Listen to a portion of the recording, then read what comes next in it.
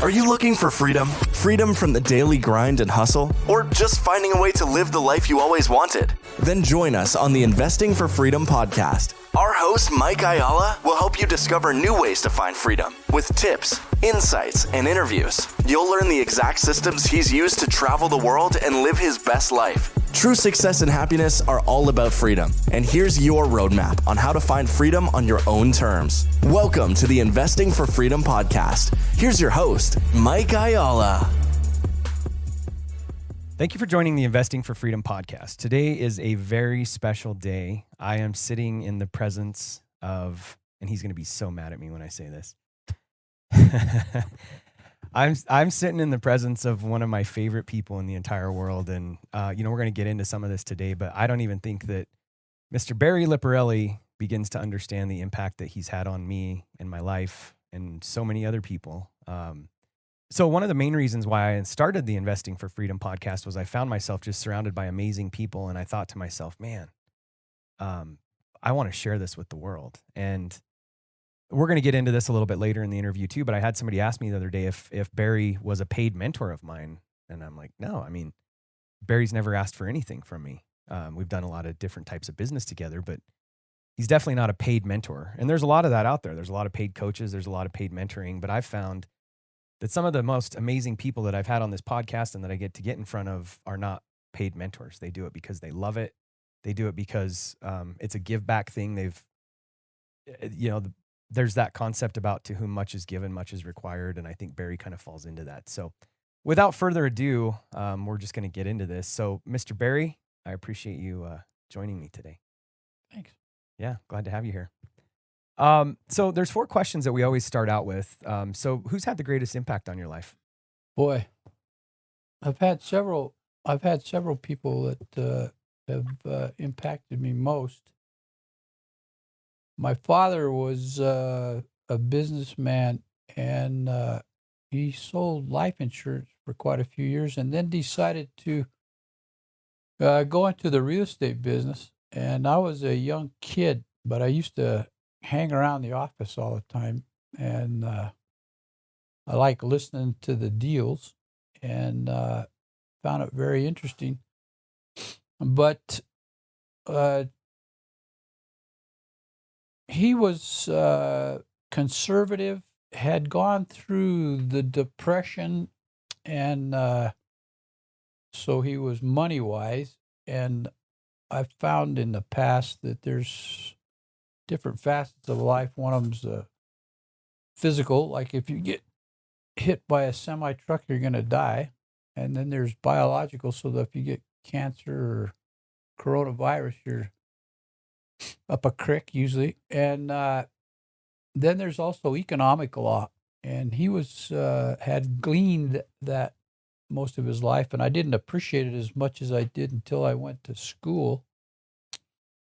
And I think what the Lord does to people is gives them a talent that they have to find.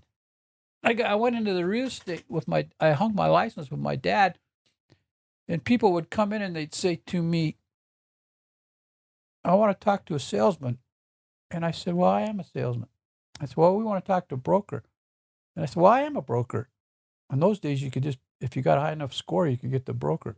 So then they say, I want to talk to your dad. In other words, they don't think that you have any expertise and that you didn't know anything. So I could see real quickly that wasn't going to work too well. So I went to work for the assessor's office in the taxation department and became an appraiser. So I got a background in taxes and appraising. And then I met my wife, who, by the way, was another person that has been a tremendous influence in my life.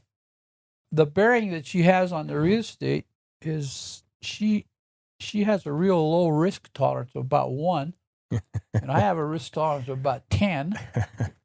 So between the two of us, it averages out about 5, which is pretty good. So when I made my first real estate investment, she was scared to death.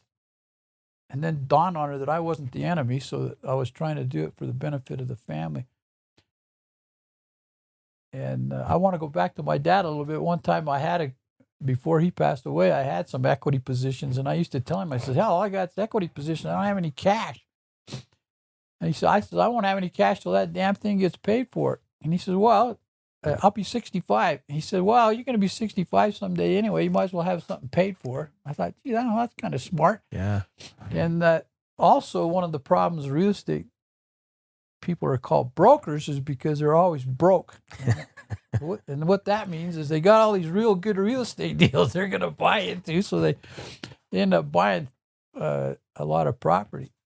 And so, which is all right if you're astute about it. But the benefits that real estate give are tremendous, and there's nobody in the world that's not affected by real estate. Mm-hmm. You're either buying a house, or you're renting a house, or you're, worst comes to worst, you're sleeping on the ground. Mm-hmm. You're somewhere. The real estate's involved in it. And the challenges of it and the opportunities of it has always been thrilling to me. And because I think it's real beneficial for the communities. That's awesome. Anyway, those are the two most important people, my dad, number one, and my wife. Nice. I like it. Great stuff, Barry. Super, super inspiring. So if you could narrow it down to one thing that has had the greatest impact on your success, what would it be? And maybe another way to phrase that is, what is your superpower? I would say probably to see the deals. And that's probably that talent that the Lord gave me. But I can look. In fact, I walk into businesses and I can sit down and pretty soon I'll tell my wife, they got too many employees, or I'll tell my wife they need to do this and do that. And finally she'll say to me, that's not your problem. Oh, okay. And one of the things because of years of being an experience, owning real estate is a lot of work. It looks like it's real easy. It's like everything else. If you know how to do it, it's great. But if you don't know how to do it, it's a bear cat. But when I drive through a community, new town or something like that, I look at the buildings and I think, golly, somebody's in charge of that one and somebody's in charge of that one. Mm-hmm. And so it takes quite a bit of expertise. And I kind of alluded to that a little bit. Like, you have to have a background a little bit in appraising and a little bit of quite a bit of financing, and you have to know economics, and so it takes quite a bit. It's kind of like a rancher. They got expertise. They got to worry about crops and worry about prices and worry about diseases and worry about production and worry about hay and feeding the animals and weather. There's a million insects and diseases and million factors that you have to know. It's the same thing with real estate, but if you can learn it, and all you have to do is focus and pay attention. The interesting thing I noticed about real estate, though, is there's so many facets of it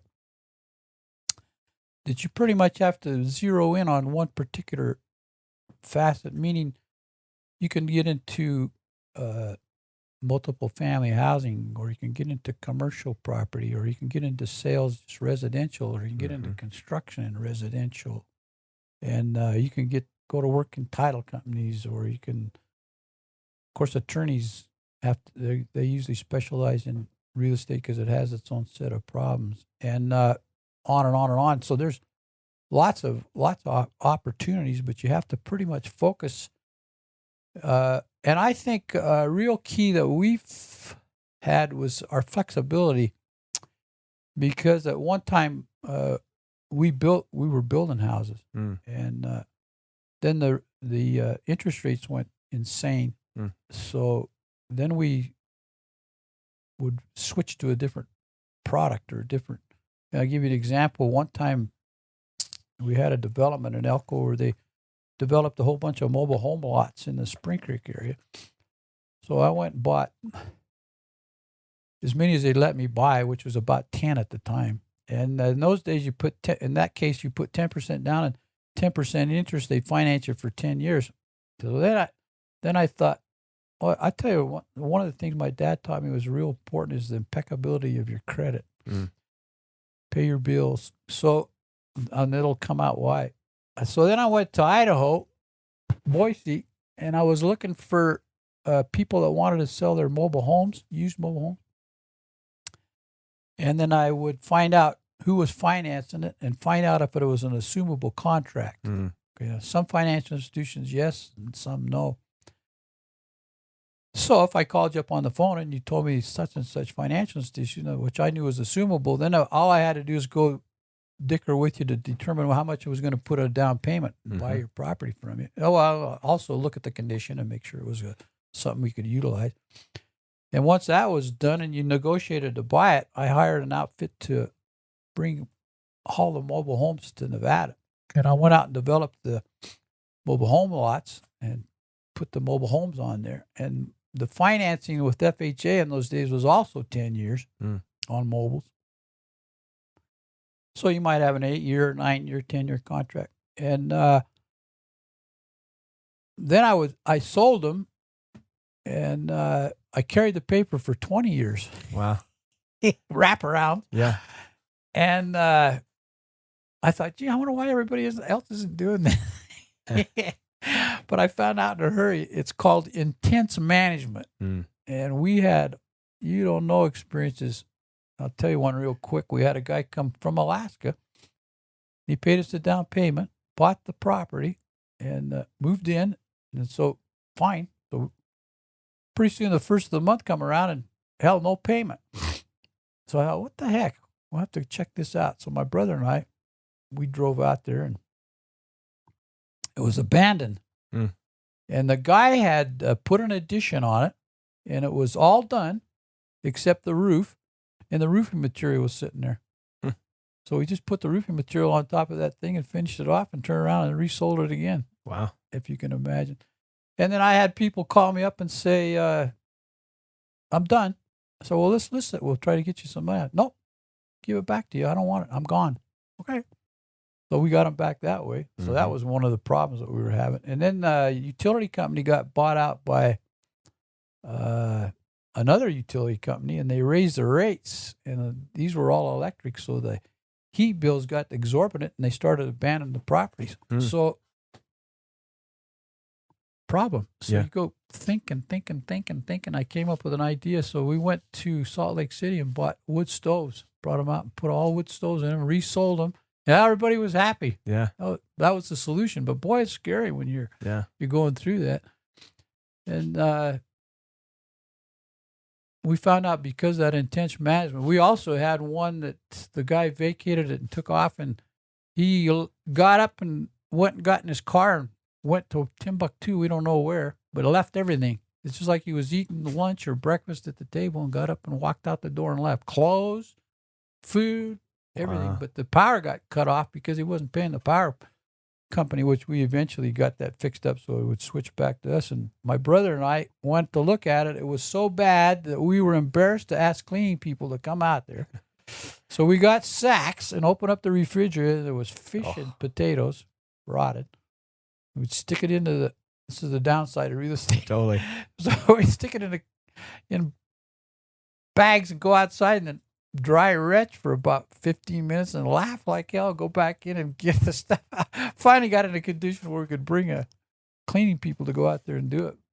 But one of the reasons that nobody else was doing is because of that intense management, which you have to be prepared to handle that or not. So to level that out, we started a property management, which was also non-cash acquisition, and started building up, doing the property management to take those big high ups and downs out of the consistency. Of insurance agency will do that also, by the way. And after a period of time, we got so busy that I ended up giving the property management away. And that was the other thing I was telling you about, to be selective in the real estate thing, because there are people that just do property management and are very, very successful. And it takes a certain type person to want to do that. I sold a fourplex to a friend of mine one time, and he was kind of a worrywart, and he'd go by and pick up all the stuff off the ground, and he'd cut the lawn, and the guys would call him up and tell him they couldn't pay him for a month. He said, oh, that's fine. And hell, it was driving him insane to the point that I said to him, man, let's sell that dude. His wife wasn't too excited, but she wasn't the one that was going through the stress. So we ended up selling it to it for about 3 or 4 years. Every time I run into him, oh God, thank God we sold that. So he just wasn't one of those guys. I've had other guys that's just exactly the thing they should be doing because that fits their personality and their goals and what they want to do. And that's that finding your talent thing.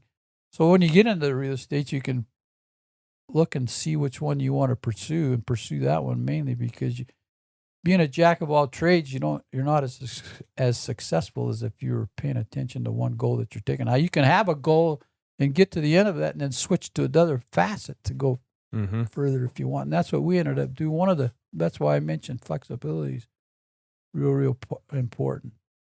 I like that. I have this. You probably haven't heard this because I don't think we've ever talked about it, but I've kind of created a 5-part formula that I kind of teach people. And it's what do you really want? Why do you want it? What are you going to do to get it? Measure results and adjust. And you were talking about flexibility, and I get more people that ask me about the adjust part. Like, why is adjust in there? And it's because of all these things that you're talking about. Like, coronavirus is a great example. I think a lot of people knew that some kind of financial correction was coming, but to come this fast and this hard. And, I talked to you. Yeah. I talked to you a month ago, and you said in your lifetime, you've never seen anything like this. No. Yeah. So we've got to be able to be flexible, right? Oh man, I'm telling you, the only thing that saved us through that was the strength of the financial statement. And the reason it's stronger now than it was is because we've had time to accumulate and do debt reduction and stuff like that. And however, that's ended up being a real strength for us. And we've had situations where people wanted help through that thing, and we've been able to help them because we're in that position. So it's kind of nice. That's cool. That's nice. And I think the majority of it's somewhat over unless we get another spike, and that's the only thing I'm concerned about at this point. Yeah, interesting times for sure. What was your greatest? I'm excited to hear this. What was your greatest setback, and what did you learn from it? Oh boy, I can tell you exactly what that was. I went into a partnership with a cousin of mine in the Reno area, and we actually had been in partnership in the Elko area and had invested monies for him and had managed it and been real successful in making money. So it came to the decision to invest in the Reno area because that's where he lived, and we thought we were doing the right thing. And we had a good rapport up to that point. And we started buying properties and making investments and stuff. And then all of a sudden, after about a year, it dawned on us that he was embezzling from us. And that was kind of a shocker. Yeah. In fact, we learned a couple of interesting things. If you're in a partnership, and the only way to rectify that partnership is you have to go through the court systems, which is tougher. If you have a LLC, the person with the controlling interest can elect the operating manager, and subsequently, if there's 4 of you together, for example, and 3 of you are in agreement of something and the other guy's not, you can vote to have that guy, if he's the operating manager, switched out. So that's what we did on the LLC portions that we had, and then took over the properties, which was a real burden because I was up to my keister and alligators in the Elko area and had to not stop it, but pursue rectifying that down there because at one point we owed more money than I used to make in a year. And it was incredible. And so we had to go through the court systems. As a result, we went through 2 district courts and went through 2 Supreme Courts. And I have a canceled check on my desk, my shelving over there, where the attorney that brought the last Supreme Court thing was such a goofus that the Supreme Court fined him for malfeasance and what have you. Wow. We lost about $50,000. They fined him $300. So I got a copy of the canceled check. Anyway, we won both the district court and both the Supreme Court, but we built a new wing on the lawyers' offices with the amount of monies that it cost us. It was staggering amount of money. In doing that, I learned to be real cautious on my partnerships. We don't have partnerships. We've got LLCs once in a while, but we don't have partnerships. And it taught us to be a little bit more cautious. I think I probably am a little bit naive in that I'm in a smaller community where everybody knows everybody. And your reputation is imperative. And that in a small community, if you violate that, you're going to be out of business whether you like it or not, because people won't trust you if you lose that trust. Now, I haven't had the experience in a metropolitan area where that somebody might have the advantage of taking advantage of so many people nobody knows and they can't relate. But in a smaller community, you can't get away with that. So that pretty much was the worst experience that we went through. Probably a good time to bring up the 3 C's that you've taught me, because you were just bringing up, the small community. And in this day and age with technology and Yelp and the business rating systems and all that, it's probably easier in a metropolitan area to snuff that out a little bit. But it still comes back to the 3 C's. Why don't you talk to us about that a little bit? Well, I think I mentioned a little bit about one of my dads told us about our credit, which is very, very important. Your credit's real important. So we tried to keep our credit impeccable. In fact, I'll tell you some of the advantages. When I went to Boise to buy those mobile homes, I go to the financial institutions to get the assumption thing and to find out if they wanted to market any. So we went about 4:00 in the afternoon. I took my financial statements, a couple of years income tax, and gave the necessary information to the gal. And she said, I'll have an answer for you in the morning at 8:00. Okay, thank you very much. So we took off, and the next morning I went to her office, and at 8:00, she said to me, how many would you like to buy? And she didn't care how many we bought. Yeah. So we bought quite a few to get the 10 that we needed out there. And then we ended up doing another 10, by the way. And so having that impeccable credit rating and FICO scores and stuff like that, they didn't have FICO in those days, but they had a credit rating system. And you would you get that kind of response from people instead of hemming and hawing or why they want to help you or not help you.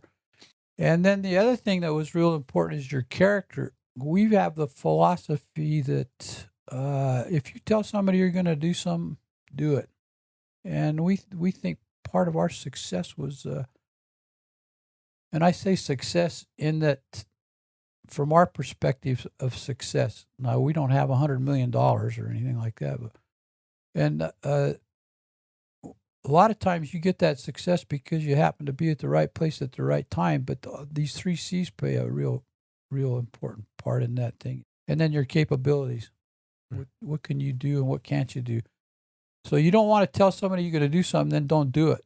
So rather than do that, we'll say to you, geez, we just, at this time, we can't do that. Or we don't have the capability of doing that. Mm-hmm. And that way you get a reputation so that when you wheel and deal, and I'll give you some little illustration of that. We had a friend that he was a real character.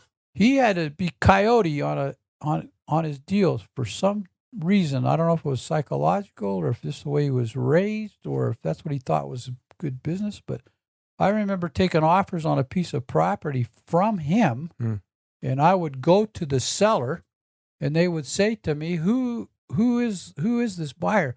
And I would tell them the name, and they would say, "No, thanks." They wouldn't even look at the offers. They wouldn't. He had that kind of reputation. Mm-hmm. Well, who needs that?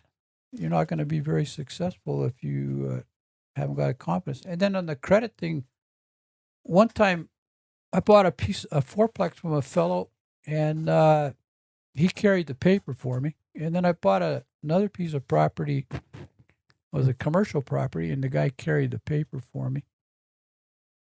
And we made the payments like crazy. And then an opportunity came up where we had to go to a financial institution and borrow the money. And they want to know your deals, what you got cooking and stuff like that. So I took them all the information. So they wrote letters and forms to fill out by both of these guys that had carried the paper for me. both of them brought the paper to me, signed blank, and told me to fill it in and send it into the financial institution, which is a big no-no. Yeah.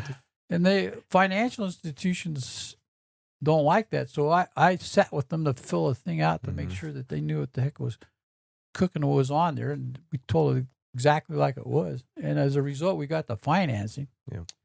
And then I'll tell you another one that kind of blew me away. We had a gal here that was a manager was a secretary in a savings and loan association. And I watched as she manipulated the manager out of his job. He lost his job, and she took over the thing, and it stuck in our crop. But we were taught also to keep your mouth shut and keep your nose out of everybody else's business, even though you don't like it. Just shut up, Years later, I had an opportunity to buy a 42-unit apartment complex, and I went to a different financial institution in the Reno area. This gal was the secretary to the boss. So if I had a raised hell with her, and when I went in there, I'm positive she told that boss, "Oh yeah, I've dealt with those guys. They know what the heck they're doing. There's no problem." We would have shot ourselves in the foot. Yep.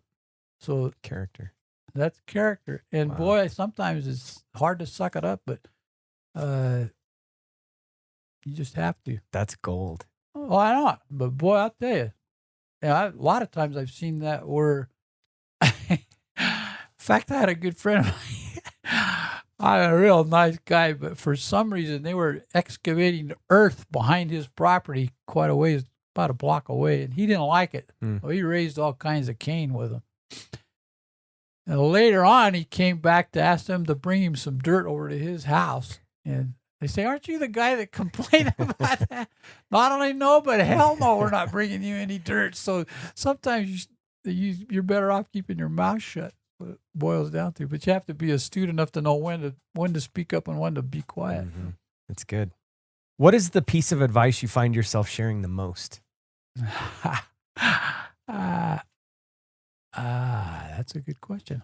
I've received so much, wisdom and advice from you over the years. I could see how this one could. There's a lot of it, right? But there's probably some. Yeah, I tell people it's religious. Yeah, that's okay. I tell people, if you read the Bible, it says, "Seek ye first the kingdom of heaven, and all these things will be given to you." So if you have a rapport with Christ, and I don't think they realize it, but he's involved in your life 24/7. And in fact, I'll tell you an interesting thing. You see this right here? I wear it. It's a rubber band. No. No? It's for hair. Oh, okay. Like a ponytail. Well, it illustrates the colors of the Blessed Virgin Mary, number one. Okay. And then I wear it to remind me of Christ 24/7.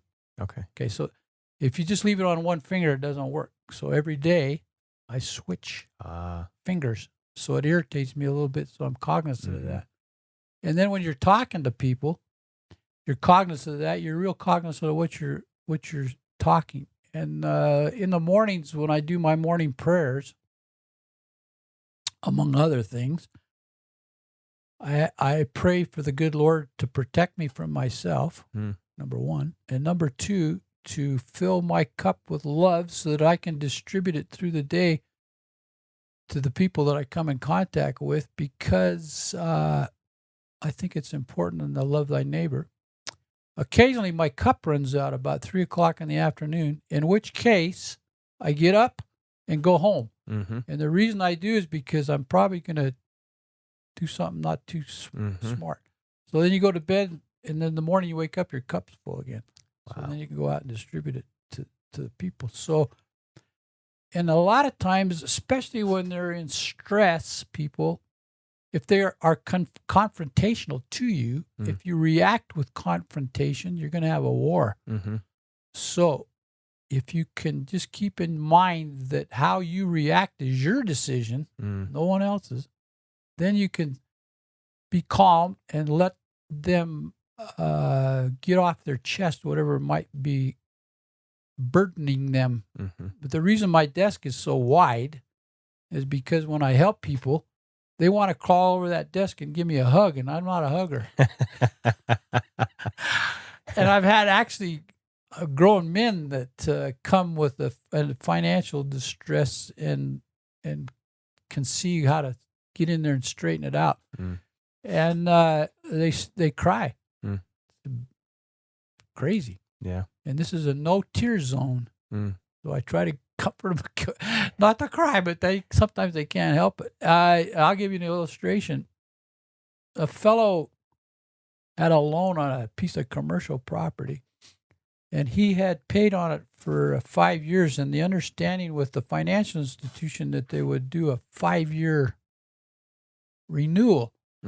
Well, in the meantime, the bank went broke, and another bank bought that financial institution, and they would not recognize the renewal at the end of the 5 years, and he wasn't in a position to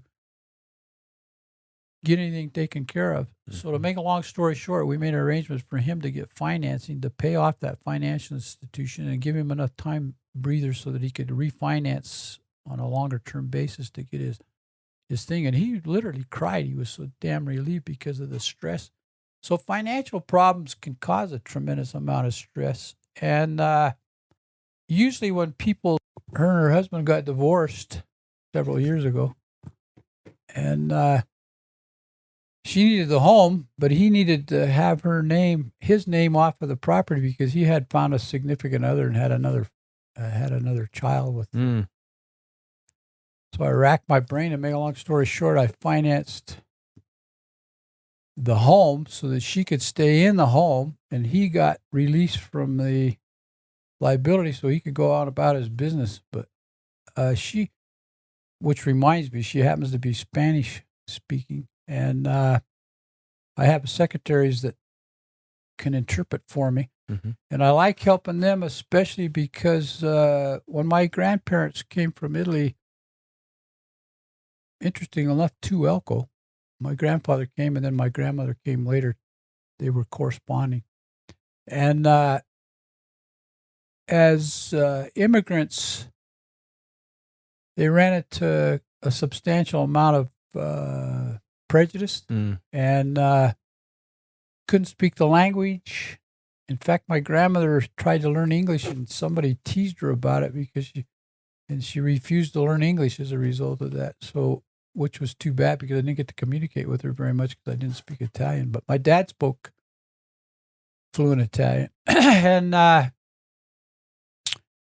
when I was working in the assessor's office, I happened to look up their note deed well, in those days it was a mortgage, and mortgage, not a deed of trust. And they had borrowed $900 to buy their home, and took them 20 years to pay that dude off. Wow. But during the Depression, they had money invested in a bank here that went broke like all the rest of them, and they lost all their savings, which was rough. But anyway, as a result of that, I feel like I can help the Spanish people. Number one, especially the illegals, it's okay for them to own real estate, but they can't borrow money from financial institutions because they're illegal. And the thinking from the financial point of view is that if they get deported, they're going to get the property back. And I tell people the same thing. I want to loan my money out for a little bit of interest. I'm not interested in the real estate. If I was interested in real estate, I'd be going out and buying it. I don't want it to get it because, and usually we do workouts till hell won't have it before we take the property back if we can. There's some guys that just flat can't deal with it.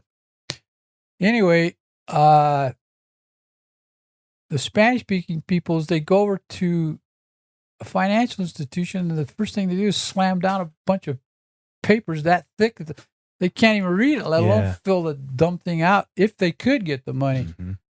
And one interesting story, when we were selling real estate, they used to come in and they'd say to my interpreter, they wanted to buy a house. How much for that house? And we tell them how much it was, and $49,000. It wasn't nothing expensive, but would you like us to help you with getting financing if they were legal? We'd help you get financing. Oh, no. We pay cash. So I'm going, how the hell are they doing that? So I racked my brain. It took me a long time to figure it out. But what they do is they get 2 or 3 families buy a $6,000 mobile home, pay it off, and then they're just paying $400 a month rent or $350, whatever it was at the time. And then they're saving their money so they can go out and buy real estate. And if the last guy, when he gets out of there, he just sells the mobile home to the next crew and goes about their business. And one of the things I keep in mind, you can be surprised about this. I support a group in Haiti through another fellow. He's from New York area. Their average income is 70 cents a day. Their rent's $2 a month. And they have a tough time making it at that. They have no electricity, nothing. And I would like to have a program set up where youth could go over there for about 6 weeks and find out what the side of the house is like that. But anyway, when these refugees come, they have such a tough time that I like helping those. Then the other thing is this. Interestingly enough, there are other Spanish who are predators that take advantage of them because they can't go get that financing. And I had a situation where a guy paid 8 points and about 15% interest on a real small mobile home loan that jerked my chain. So we paid the guy off and did a regular deal for him and taught him not to ever do that again. But and it's mind-boggling to me that another Spanish-speaking guy would do that to the Spanish. But I guess there's in every system. Yep. Some will take advantage and some of them won't. But Christ was a refugee. Did you know that? Yeah, it's interesting. Most people forget that. Yeah. When they sent to Egypt. Yeah. Interesting. Well, that was another story of hell. He was Joseph was a carpenter, but I don't know if he could speak the tongue or not, number one. Number two, a lot of times they didn't have enough work, so Christ experienced that poor. Yep. He did. Anyway. I like it. Next. Did I answer your question? Yeah, this is amazing. So you had, you were talking about, and this is just another point of appreciation that you've already talked about. So you talked about the poster board where you laid out all the debt. Yeah. And in 2007, it was late 2007, we had a gold mine shut down. And I've shared this story before too. We had a gold mine shut down. Remember Queen Stake? They owed us almost $400,000. And then the financial crisis is beginning to happen. And we had, as Barry would say, our cabarnas in a ringer. And you actually... Did you need to say that? Yeah, totally. So I had Nick, who was our controller at that point in time. You know, I had reached out to you and said, "Hey, here's our problem. Here's our trouble." And you said, "Listen, I'm going to come over Tuesday. I don't know what day it was, but I'm going to come over Tuesday. We'll get out a poster board, which would, is whiteboards now." And you said, "I want you to get all your debt out. I want to get everybody you owe, all your expenses." And you spent, I think, 4 or 6 hours in a conference room with us on a whiteboard pen. Do you remember this? I remember doing it, but I don't remember how much time it took. Yeah, it was a long time, and you sat in there and took us through that process. So I just, again, another point of appreciation in the conversation about, and even for the listeners, if you have yourself in trouble, these are not just stories. Like you literally could go through that process, and you helped us do that. So, yeah, there's all kinds of people can do that for you, but the biggest problem is to locate somebody that can that can help you with that thing. Yeah, a lot of times I see what they get in trouble with is they're trying to pay long-term financing off in a short-term period so that they get cash flow problems. In fact, my brother calls me Cash Flow. My middle name's Cash Flow. He calls me. I like it. And Checker. He's always got to check everything. Nice. Barry Cashflow Lipparelli. Barry Cashflow Checker. I like it. I have employees that I rely on a lot, and the people that you surround yourself is very important also because they can help and support you because you get we're not huge, but we got big enough where you can't handle everything. One of the reasons we gave away the property management, we couldn't handle too much volume of stuff to do. And we did a lot of times before they got gung-ho computerized. I've been through no computers to computers. And those I have key employees, and I try to pay them above normal wages. And the reason I do is because I feel if you pay peanuts, you're going to get monkeys for employees. What it boils down to. And I've seen operations like that. And then maybe they can justify it because of savings. I don't know, but we found that it costs money to retrain them, and you're better off to treat them right so that they don't go. And I have people that have been with me, 25 years and 18 years, 20 years and 15 years. And we feel that's real important to them. And then we started real early. We started a profit sharing plan so that we contribute. Believe it or not, 15% of their salaries goes into that pot, and I manage that and for them. And of course, I participate too, so I benefit, not just solely because of them. But a lot of times they get in a financial problem bad. We've had circumstances where we had to fire them to withdraw the funds and then rehire them a few months later down the road. Interesting. I like it. For them to get over some financial hump. And then you get in circumstances like in my lending, you can't underwrite certain things. Like you can't underwrite a guy getting fired or a guy dying or coronavirus. There's another one. You can't underwrite disabilities and divorce. I mean, it's on and on and on. So you can't underwrite that. And I always wondered that about financial institutions, especially when I was in the real estate business on a home. They want you to have your debt ratios correct. And once in a while, we'd have a character that would, in the middle of a real estate deal, go out and buy a pickup truck and it screw his debt ratio up and blow the deal, But I also had this, which was interesting. If the deal got blown for some reason, the next day they go down and buy a truck. I don't know if it's psychological or what, or a car. And but anyway, the day after this closed and the guy's debt ratio is good, everything's good, he could go down and buy 10 Cadillacs the next day, and they can't do a damn thing about it. So I don't know what this big emphasis on that is. Yeah. And a lot of times in our loaning process, instead of getting involved in that stuff, we analyze the collateral so that there's enough equity position so that if you get in a position where you have to take it back. So I do more of that than I do FICO scores and credit balances. Yeah, and that's another big C that you had. So character, credit, capabilities, and collateral. That's another C that you talked to me about a lot, making sure that you're collateralized properly. That's kind of interesting. You told me at one point in time, anything else on that? No. Okay. We started our first business, Plumline, in 2004. And I met you right around the same time. Well, I didn't meet you then, but that's when we really started talking business and you became a mentor of mine. You told me something earlier, and I don't know if you remember this, but you said to me, if you take care of the business will take care of you. That's correct. Just talk to me about that a little bit. It seems super simple, but it's well, I've seen people go in business, and then all of a sudden they got tremendous cash flows coming in. So now they think they're king of the mountain, and they're going to go out and start buying things and getting indebtedness, and not realizing that there's going to be ramifications. And I'll give you an example.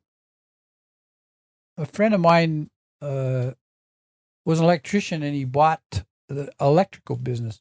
It was electrician business.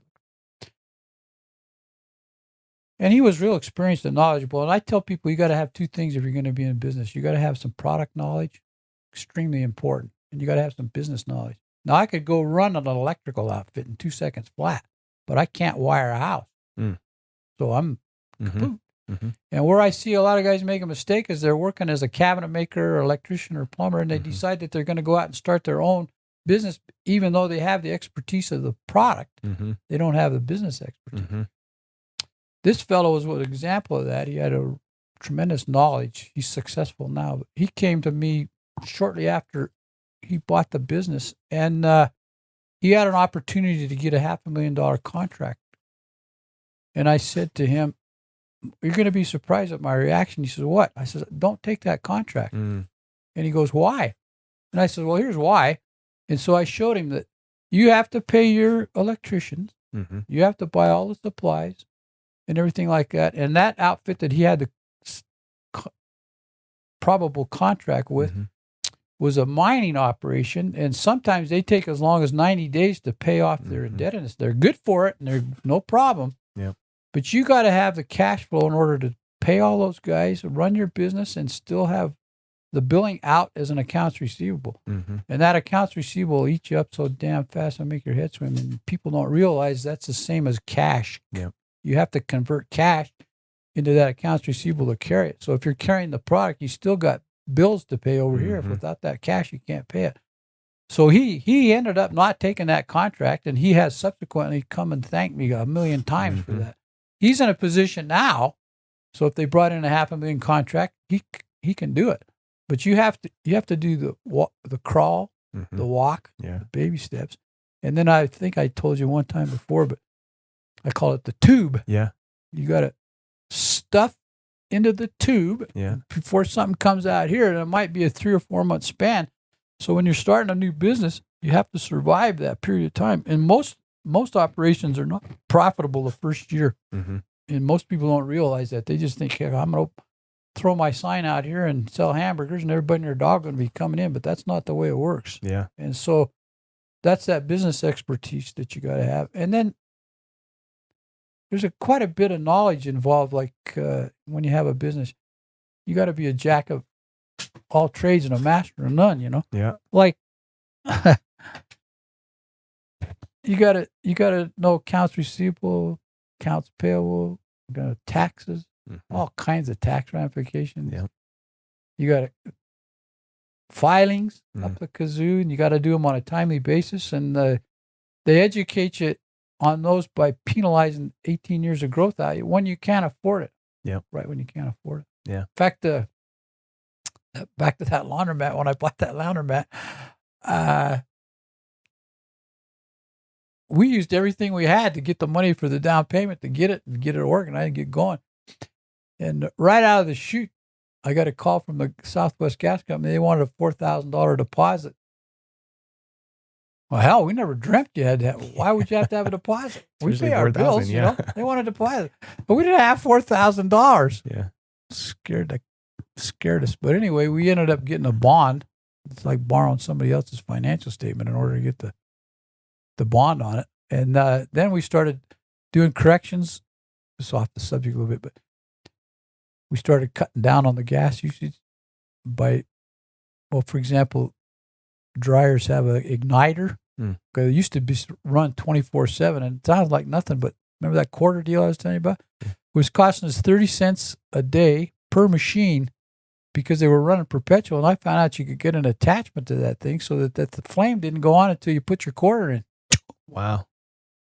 And it didn't sound like a lot, but it saved us like $400 or $500 a month. Yeah. And we went through each item like that until we got it cut, to the point where the gas company guys came over to make sure our meter was working all right. We cut our costs almost in half just on.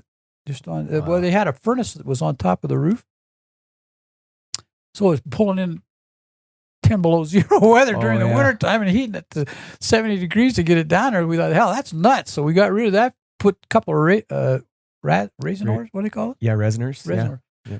Put a couple of resinors in there so that they were sucking in 65-degree temperature to get it out at 70 degrees. Anyway, we cut that gas bill. So those guys. Smart. That's another thing.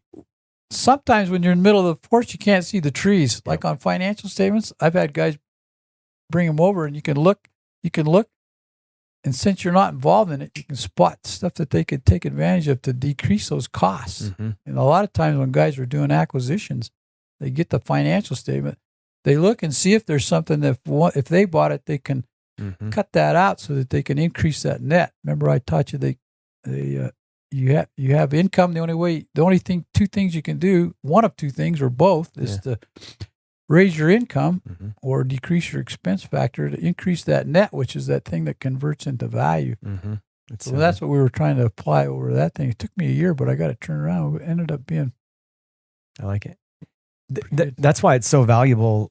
Again, back to the story of you coming and sitting down with us for a few hours, or even to just have a mentor, because when you say like you can't see the forest through the trees, I'm not exactly sure how you said it, but sometimes we're so caught up in our own problem, and we've created such a problem, and we've been dealing with it for so long And again, just a moment of appreciation, but I'm sure you can wrap on this for a minute. I appreciate you because you've helped me get through so many of these times. And it's for that reason. Like when we have a problem in our life, we need to be able to reach out to somebody. And so what would you say? It's hard to be open and honest. And that's another thing that I appreciate about you. You're always open. You've been very transparent. You've dealt with a lot of problems. Like you've experienced a lot. You call them the gray whiskers, right? You didn't get all those by just having everything go perfect. Yeah. And I have to emphasize this too. A lot of people helped me. I didn't discover all this stuff and do it by myself. I mean, people helped me too.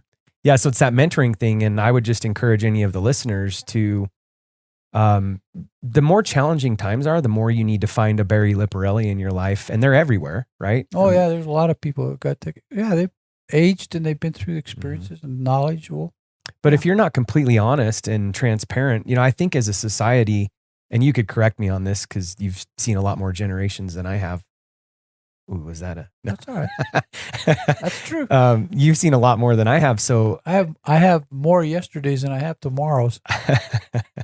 That's a good way to put it. But I think a lot of times I feel like, especially nowadays, people don't want to be completely open and transparent. And in order to really, truly get help, you need to just lay it all out on the table. And I've appreciated you for that because I've never felt judged by you.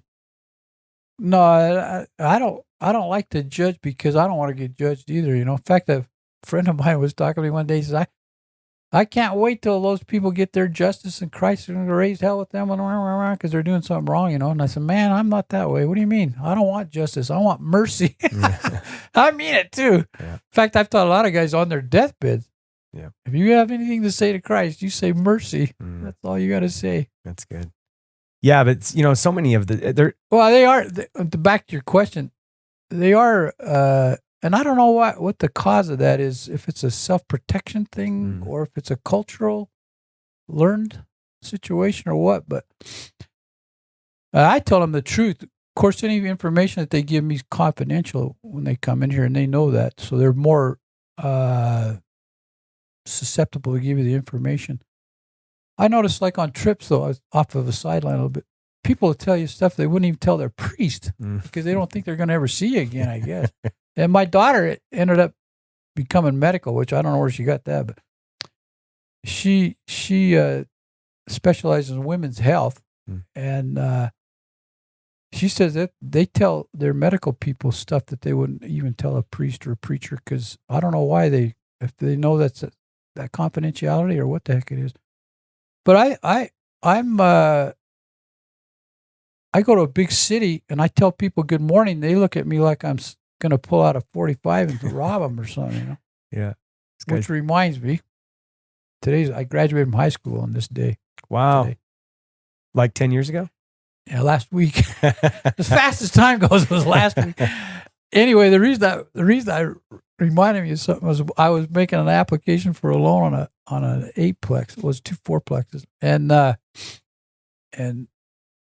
they put me through the ringer. Oh, more. Finally, one day, honest to God, the gal asked me, "What day did you graduate from high school?" So I told her, and then I said, "And what has that got to do with this loan?" And she says, "Homeland Security." I still haven't got that. So now I got a line of credit. Whenever I call over, they want to identify me. I said, "Aren't you going to ask me the date I graduated from high school?" And they all look at me like they're nuts. I never heard of that before, In fact, on that same loan, one day I called that underwriter up because it took so damn long and frustration. I said, tell that underwriter, this isn't an armed robbery. I just want to borrow a few bucks, and I have every intention of paying it back. That's awesome. I love it. Well, I got to tell you, on that FHA with those up there, when I bought those traders, you're going to love this. I got a call from the financial institution from somebody in there, and he said, "You're in violation of the law." What do you mean? He says, "You got 9 FHA loans on mobile homes. You're only supposed to have 1. I said, "Well, let me tell you a little secret. They had that on their loan loss reserves, and bank was just real tickled to sell those to me and get rid of them so that they could get it off their books." And I said, "You check that out. Let me know." And I never have heard from him since, so that must have been okay. Yeah. You got rules and regulations. You got to put them in sand, not in concrete. That's a good one right there. That when we do our next podcast in a couple years, I'm gonna, hey, remember you told me? Well, financial institutions, they make a rule up on the top. I've experienced that with the bank that was in Vegas, and they came up here, opened a branch. They're running it like they got a Vegas operation. There's two different economics, two different real estate programs. Makes a lot of sense. They make one rule, and nobody has the authority to make any adjustments. Got to put your rules and regulations in sand, not concrete. Yeah. I like that. So shifting gears on you a little bit, we're in June 2020. We try to stay evergreen on the podcast because you don't know when somebody's going to be listening to it. So, it could be 5 years from now. But we've just experienced this COVID thing and, financial turmoil, really. The world's kind of in an uproar. And, being a spiritual guy, I'm sure, I think there's a lot more going on, and just, the world in general and God and spirituality. But coming through all this, what's your overarching perspective right now? Because we've had the coronavirus, we've got protests, the world is in upheaval. Financially, it seems like we've kind of put a major Band-Aid on a huge bleeding wound. But what's your overall perspective on everything, where we're at right now? Well, there's different areas to concentrate. We've always, Earth has always had turmoil. And I refer to a scripture reading where the tree's planted next to the stream and its roots are fine. And even when it becomes a deserty, hot summer, the leaves are still green. And that's that reaction thing I was telling you. You have an individual decision to make on the reaction. Now, obviously, I don't condone those police officers, but I don't judge it because you have to be there to know the circumstances. But from what's been revealed at this point, it was a big no-no. And you have tragedies that happen constantly, and that's a tragedy. And I think it should be a learning lesson so that we can stop those kind of activities somehow. And I don't care what color a person is, they're human beings.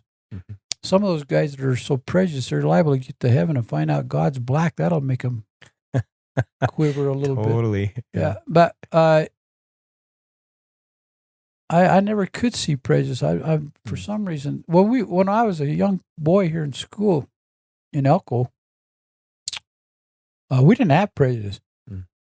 I didn't know what religion you were. I didn't know what ethnicity or whatever they call it, ethnic group you were with. And we had black kids in our classes, and the only time they ended up being ostracized was if it was some activity that they were doing that was not acceptable versus what they were. In other words, if a guy was a jerk, he was a jerk. He was out. So I wasn't raised with that.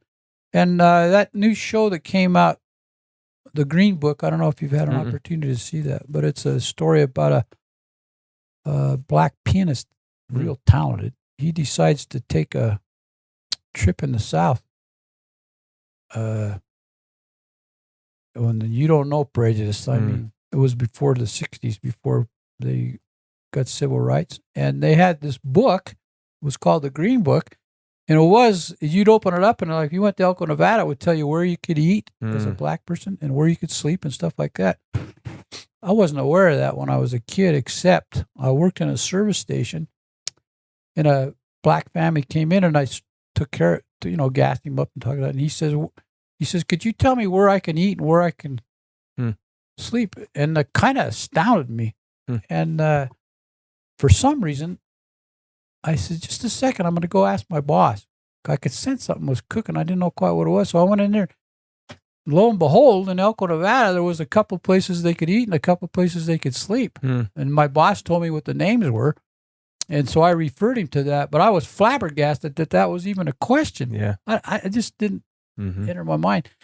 And later on, in later years, you'll get a kick out of this. When my dad and I bought a piece of property from a group called the African Methodist Episcopal Pentecostal Church, which was a black group of church people. And there was only one black family left that wanted to sell this property to us. So we couldn't get clear title to the property. They couldn't give it. So we went to court, and the court said, well, you have to write a letter to everybody that had any connection with that church. So I got the book from them, and I read it, and I wish to God I'd have made arrangements for that book to go to the Northeastern Nevada Historical Society, but it didn't. In that book, it said that Elko had an NAACP in the 1940s, which I didn't even know it existed at that particular time. Wow. In that book, they would say, and I'll tell you a good name, they would say Dave Dotta, who happened to be the mayor at that time, I knew him later years, was real good to us and helped us. But if there was a guy in there that mistreated him, they put it in there. Wow. Joe Blow was blah, blah, blah. He did this and he did this. Blah, blah, blah. Don't go by his business and stuff like that, which floored me. Yeah. But anyway, make a long story short, we wrote letters to all those people, and of course they all came back because there was no addresses. They were gone, gone. And so they gave us clear title to that property so that we could buy that from those people. And real interesting experience. A little bit off the point. I'll tell you about those people. You crack up when I tell you this story. It was a black couple. The guy's name was Sid, and the gal's name was Ethel. And their last name was Moore. Okay? Sid and Ethel Moore. Their house caught on fire one day.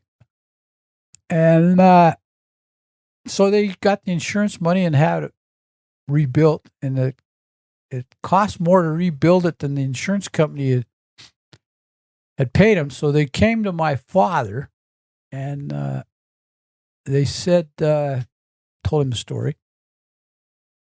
And I don't know how he thought of this, but he was one of those characters. He found out that Sid was a veteran, military veteran, and that the property was in the name of Ethel Moore, not Sid. So my dad made an offer and acceptance up, and it put purchaser Sid and Ethel Moore from Ethel Moore. So they could get refinancing under the GI loan. So they submitted it. They denied it. Oh, and that was in the 60s. And that's when they were having all the civil rights crap. So Ethel got kind of upset. So she started writing letters. And she wrote to all the Nevada congressmen. She wrote to the president, the vice president, wrote letters. One day my dad gets a phone call, and this guy says, this is so-and-so, I don't remember the name. I'm the head of the Veterans Administration in Washington, D.C. And he said, who the hell is Ethel Moore? So my dad explained, they put that loan together. Wow. They financed that house for them. So he could pay off his thing and get back to his... Because she had been so persistent. Persistent writing that letter. It's like that story about the widow and the judge in the Bible. That's exactly right. Yeah. But my dad fell off when they put that thing together. It was a wonderful story. But that's the same people that we ended up buying that... I got to tell you something else, too. They had a musical piano, one of those drop the coin in that plays music, but it was broken. So they wanted to get rid of it. They sold it to me, and it takes about 3 glee clubs and 2 military personnel to lift this sucker up because I had to move it once. And I got it in a bedroom in my house. It still doesn't work, but I've been thinking about getting that damn thing fixed and give it to the Northeastern Nevada Historical Society in their behalf, which I think they get a big kick out of that. Although they're both deceased now. And the reason what happened to that book is Sid had a daughter, unbeknownst to me, in Texas. And after they died, she came up here to sell the house and get her stuff, and she got that book, and I can't remember her name or what part of Texas she's in, or I'd go after it just for the history. Sid and Ethel Moore. Wasn't it? Yeah, Sid and Ethel Moore. Never forget that. Anyway, next. So what do you think from a financial perspective? I know we could talk about this for days, but you mean because of the coronavirus? Yeah, just and even not just the coronavirus, but the amount of money being printed and jobs, all of it. Well, I think it was sad that we had to go through that thing. Mm-hmm. I think President Trump gets a lot of criticism, and I'm not for or against anybody, but I think he's handled that quite well, although it had to go so fast that it created all kinds of problems. For example, I know deceased people that received the stimulus package, stimulus money, they need to send it back, which is a hardship on them because once they got it, they hate to send it back. And then I see abuses in that PPI thing, and but I think overall, generally, it was beneficial. I think they should be a little bit more conservative because the amount of trillions of dollars that the government owes is going to bite us at some point. The problem with it is, without getting in a big doctorate degree in politics, they don't have the ability to challenge that because they'll lose the elections.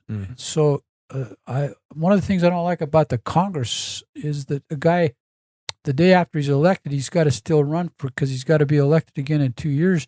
It makes him susceptible to lobbyists and to making decisions to their benefit in order to become reelected. I don't like that. I think there should be a change. I've got a suggestion if anybody ever wants to hear it, but of how they could change that would make those guys less reliable on that.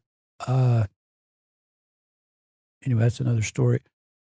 So I think that's a real possibility that inflation is going to bite us in the keister down the road a little bit. The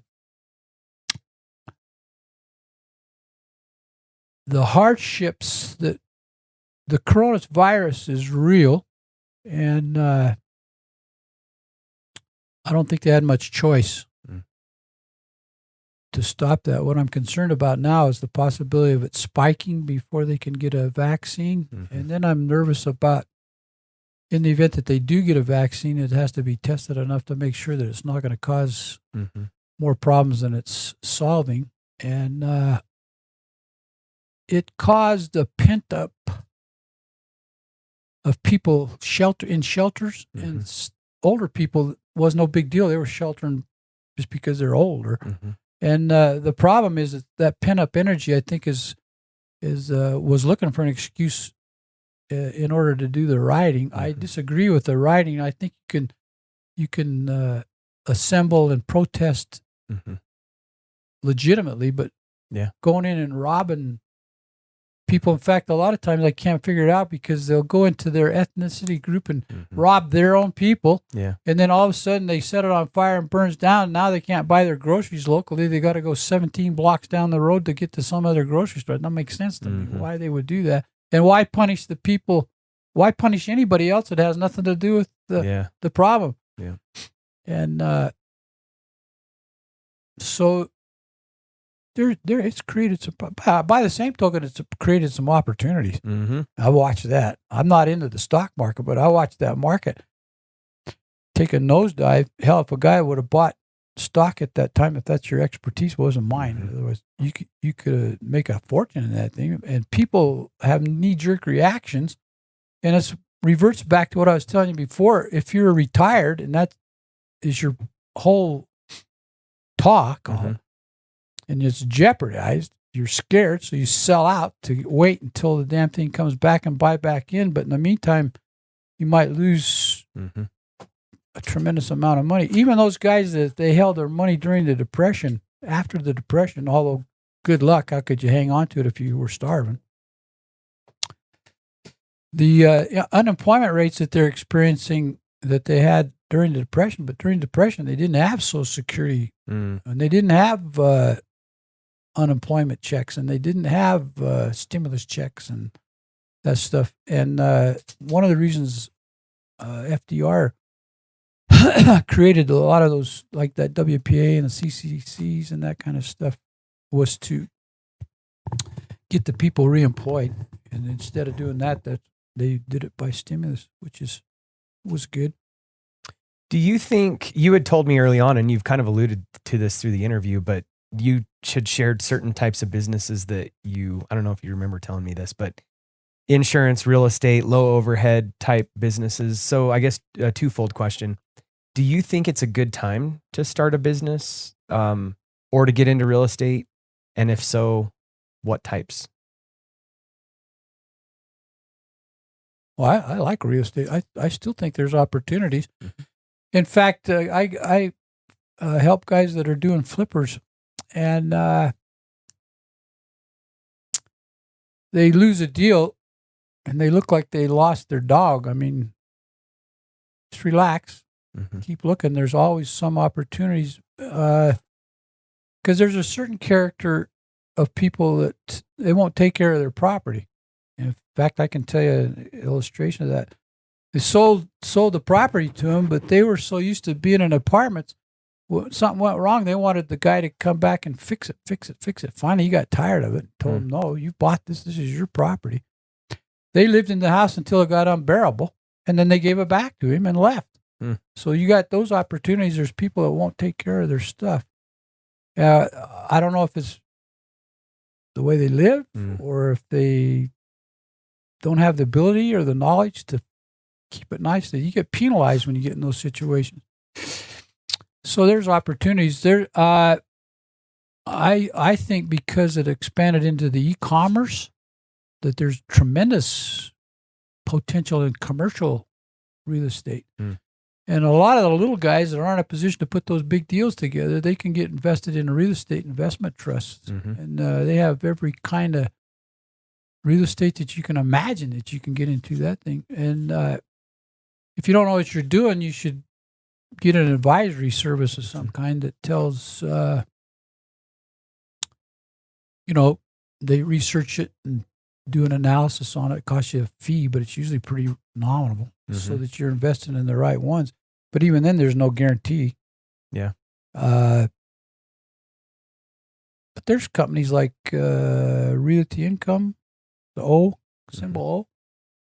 They've consistently paid a dividend for years and years and years. And so there's several of those companies. You could get in the wrong REIT. For example, if you'd have got into cruise ships, or I don't know if there's a REIT for that, but cruise ships is an example. Man, that's a real poor time. Even now, they're dirt cheap, but I would be real reluctant because I think it's going to be a psychological thing for people to want to get back into that. Yeah. Yeah. We used to love cruising, but I can't imagine getting on a cruise boat. It's scary. Yeah. I don't want to be trapped at sea for 25, 30, 40, 50 days. Yeah. No. And the airlines, for example, I think they'll come back eventually because it's just the best mode of transportation. But the biggest problem is those guys in business like that, they have to survive. That survival mode. So that's why I emphasize the strength of your financial statements and you're being a little bit conservative in your operations so that you can, I tell people, so you can survive your mistakes. That's what it about boils down to. Do you think that, so you had told the story earlier about the electrician who was a good technician, but didn't necessarily, back to the capabilities part of the 3 C's, he wasn't necessarily experienced in running business, which the only way to get experience in running business is to get the whiskers, right?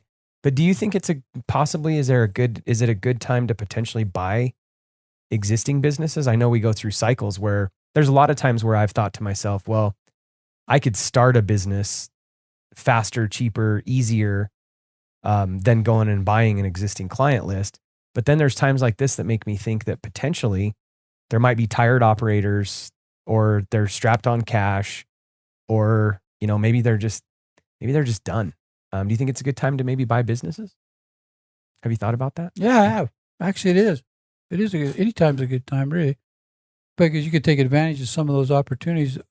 Or I tell people this, it's interesting. They look at me like I'm crazy, but the construction costs are so high because of the labor costs that it's sometimes a hell of a lot easier to go get the financial statements for the last 2 or 3 years on a specific piece of property and do an analysis on it from the net perspective to the value, and to buy that way cheaper than what you could construct constructed. So you have to look at both sides, which is going to be the best rate of return on your money for what you're getting. But you can, I watched in the Boise area because my daughter lives up there during the financial crisis. Everything went to hell in a handbasket, and they were buying duplexes up there for $100,000. You know, Wow, duplex. Yeah, which is incredible to me because you can't even buy a lot for $100,000 up there now. Yeah, but those same $100,000 properties are probably worth $250,000 right today. So, but for a guy to buy at that particular time, he has to have the knowledge, knowing that that's the cheapest thing to get. But then you have to also be in a cash flow position so that you can make the payments if you can't do the rents. But we got scared one time in Elko because a fellow that was in business came to us and he said, hell, in the early 80s, he says, man, these mines are nuts. They closed down. Everybody's unemployed. Hell, I can't stand it. He said, I'm going to sell everything out, which he ended up doing, which was a mistake, but he did. But boy, that made me think. And I had to sit in a chair for almost 2 days. Not just sit in the chair, but I've been thinking for about 2. And I came to the conclusion, and I can't remember now, but say the rents were $600 a month. I said, hell, if we have to reduce it to $300 a month, we can still make our nut, so we're okay. And we're going to ride this horse until we get bucked off. But and as it was, it ended up being the right decision. So there has to be some thinking process in what you're doing. And you're going to fall over when I tell you this. I went almost 30 years without a vacancy factor other than ins and outs. Which is incredible. But I had a mine operation come to us in that early 80s, and they wanted us to build some apartment complexes. So I was interested. So I sit down with them, and I said, well, after we got all done talking, I said, well, how long would you lease those operations from us? You know, those apartments from us. And they said, well, 18 months. Well, I went, you got to be kidding me. I'm going to go get 30-year financing. You want me to do it 18 months? I said, no, we're not interested in that. It's not a win-win. Well, on the way backwards looking, that's real easy, that hindsight. We probably should have done it anyway because I didn't know it was cooking, but we were a little bit concerned because the mines are so tight-mouthed. You don't know what they're going to do from day 1 to day 2. You know, tomorrow they might lay off 350 guys. They don't say a word. Or they might be hiring 350 guys. And so it's kind of hard for an outside business guy that doesn't have inside information. So what triggered us to get a little bit aggressive on investment was when they built that $1.5 billion processing plant. We thought anybody that's got that kind of money, they're not going to put that in there for 6 weeks. They're going to be a long-term smoker so they can amortize the cost of that. Then we started getting aggressive. That makes sense. So we got, and then I would advise, like when you're doing your mobile home park, and we were lucky in Elko because when they had that financial distress, property values went to hell in Vegas, Salt Lake City, Reno, Boise, all around us. But Elko didn't get hit with that. What happens in Elko is they're watching that national news, is why I take that with a grain of salt. They got real negative because the national news was negative. But you gotta separate yourself from national news. It's not. It's what's happening in your local economy. And I can illustrate that for you too. But anyway, the people got negative, so they quit spending their money in Elko, even though they were working. After a couple of months, they realized they're doing fine. So then they started firing back up, and everything was going real well. But I even went through that 1973 when they had the oil embargoes. The people wouldn't come from Salt Lake City to Elko. They had gas to get here, but they were afraid they couldn't get the gas to get back to Salt Lake City, which was the gaming. Those days, it wasn't mining. It was mostly gaming and ranching operation. And I saw the casinos in this area lay off 15% of their employees, which just staggered me. That was, you don't know, impact. Well, you didn't see that happening during the recession because the locals were working. In fact, we were lucky during this coronavirus thing. The mines didn't shut down because they were essential and they're remote. And Elko wasn't too impacted by that shutdown, although I saw a tremendous amount of people in the casinos and bars and stuff like that went out. The Nevada system was used to processing about 2,400 applications a week, and all of a sudden they got hit with $370,000 applications. Their systems collapsed. And I know people that never did get unemployment. In fact, I just talked to a gal yesterday. She was a waitress. Her boss happened to get that PP thing, so he put him back on payroll. Otherwise, she'd have been up a crick. And so there's been some hardships come out of that thing. And then a lot of people say, well, you're going to lose a few people in the coronavirus. Well, that's real easy to say unless you're one of them. Mm-hmm. And in my daughter being in the medical profession, several nurses from her area have gone to New York to help those guys out. And they were working on some tough duties in Boise with, people on terminal cancer and car wrecks and heart attacks and all kinds of medical problems. And they said that was pure hell. That's how they described it. Those nurses. Hell. It's horrible. Yeah. So it's a real thing. And I think they made the right decision to distance people and get that hopefully kibosh. What I'm worried about, I think I mentioned, is if they don't get a vaccine and that thing spikes again, they have to shut this thing down. It might be irreparable, and a lot of businesses won't be able to snap out of it. So I would take a somewhat conservative stance, but if everybody in the United States got negative, it collapsed itself. So you gotta disassociate from that and look at your own environment. Well, I was going to illustrate that for you. Like if you had a house here, it's worth $250,000 in Elko. If you had that same house in Wells, it's worth $150,000. So each individual community has their own real estate market. So you can't just say, well, I'm going to take the same stuff I got in Elko and go to Boise. Right. You better go up there and analyze Boise before you start investing in there to see what's cooking. And I see some of those guys making that mistake. They come out of the California area and they're paying too much money for investments because they don't know what they're doing, and they got the cash because they're selling a house down there for $1 million. Come up here and buy a house for $250,000. They got $750,000 to mess around with. Be real careful, especially if you don't have any whiskers. You got to have some experience, knowledge in that. Yeah, it makes a lot of sense. That's probably a good segue into this question. So you've seen a lot of change over the years.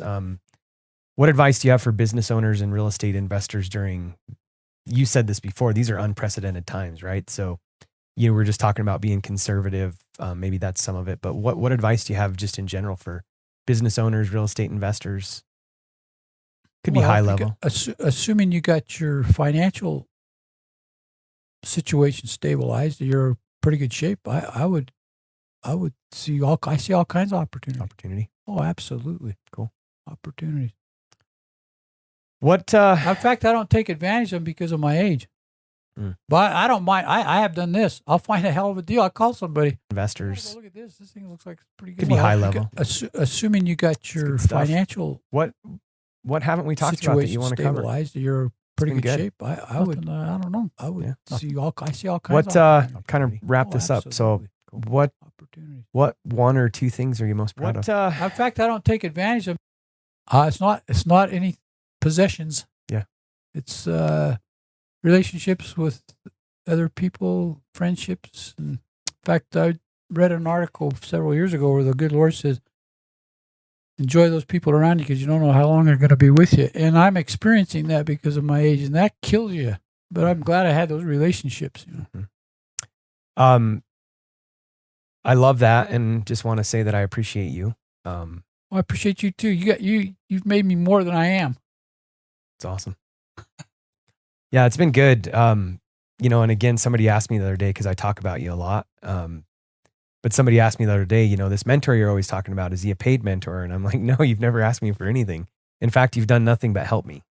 Well, I realized at a relatively young age that I was given that talent, and I'm trying to live that love thy neighbor thing.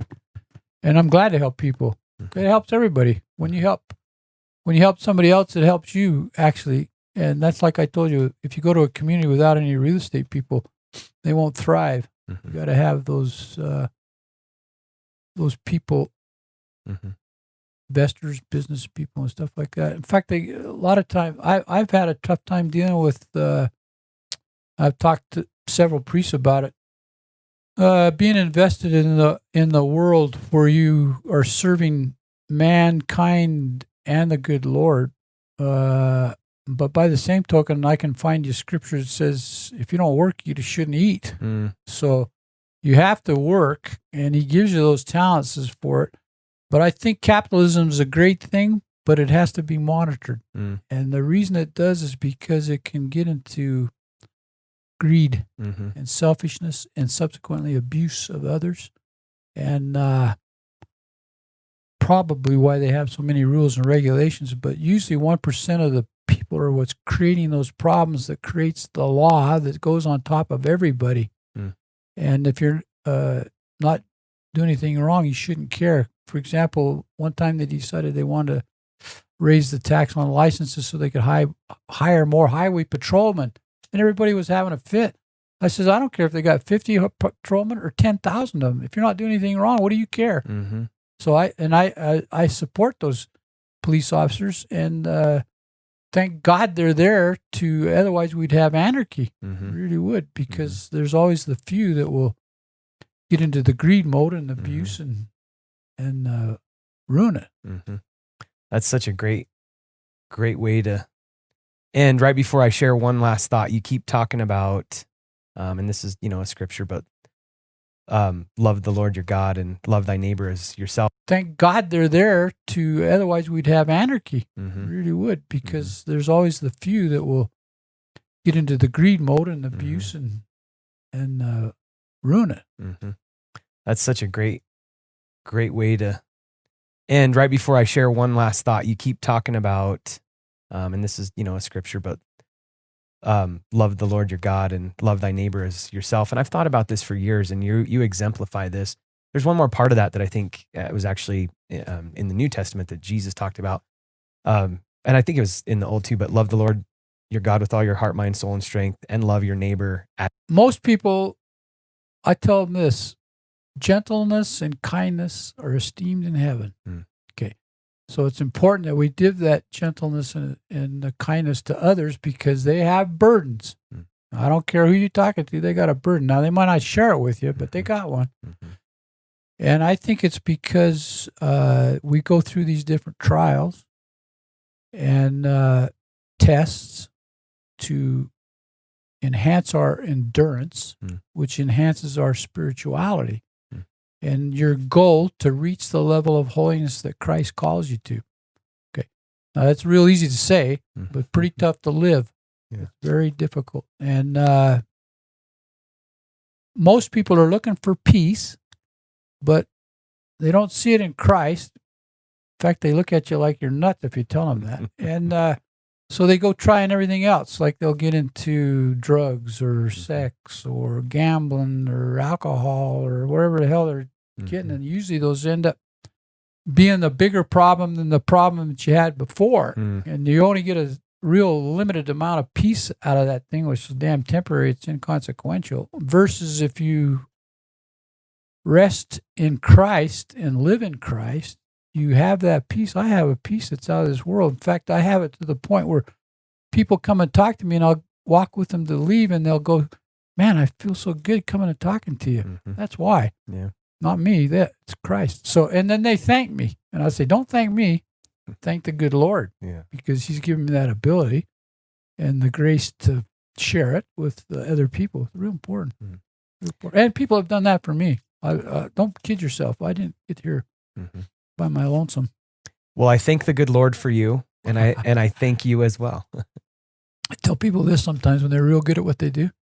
I thank the good Lord for your talent, and I thank you for sharing it. I love it. Huh? Yeah. I've told people that. You got to see the look on their face. I don't do it unless it's sincere and needed. It's not phony. You don't want to do phony, it won't work. Yeah. I've done that to people, and you got to see their look on their face.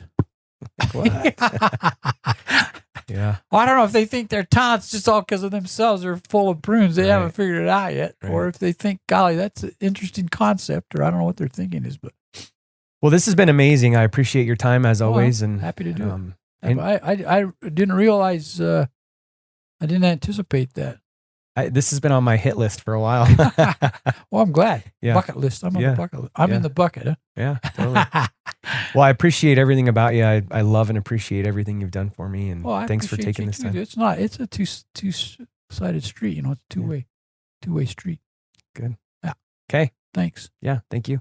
And I didn't realize, I didn't anticipate that. This has been on my hit list for a while. Well, I'm glad. Yeah. Bucket list. I'm on the bucket list. I'm in the bucket, huh? Yeah, totally. Well, I appreciate everything about you. I love and appreciate everything you've done for me, and thanks for taking this time. It's a two-sided street. You know, it's a two-way street. Good. Yeah. Okay. Thanks. Yeah, thank you.